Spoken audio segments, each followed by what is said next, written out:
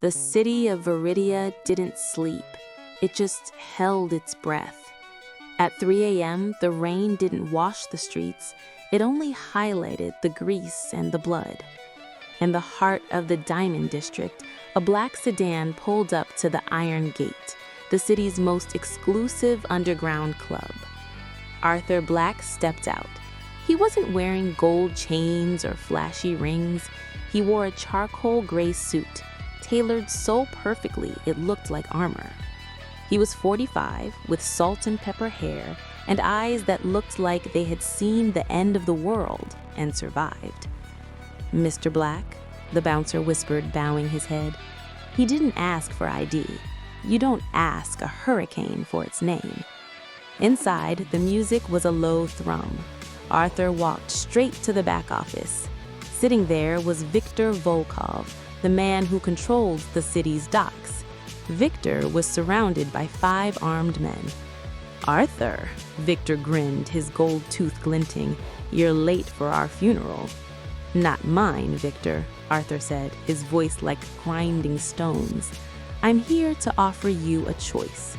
Retire tonight and keep your life, or stay and lose everything by sunrise."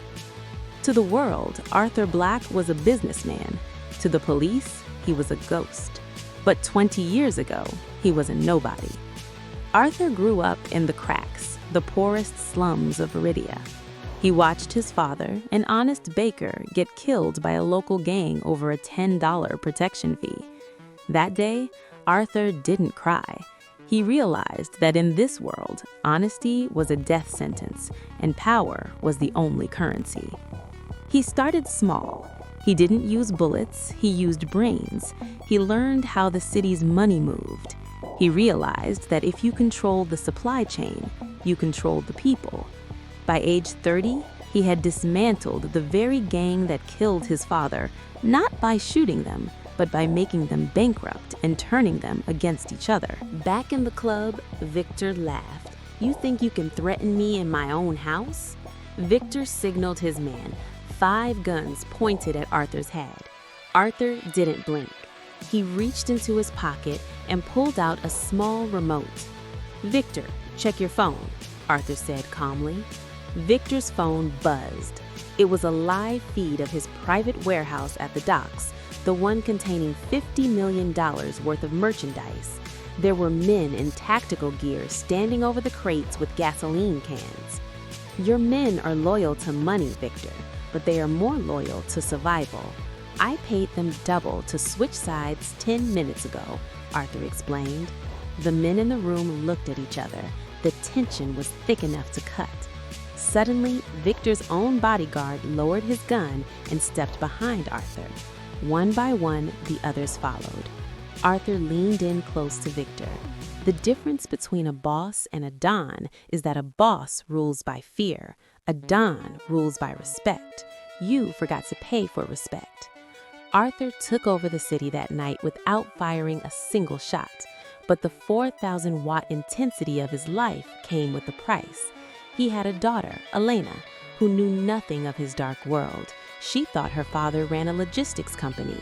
The climax of the story happens when a rival syndicate from across the ocean, the Triad, kidnaps Elena to force Arthur to give up the Viridia ports. For the first time in 20 years, the silent Don lost his cool. He didn't call the police, he called the Reapers, an elite group of specialists he had funded for a decade but never used.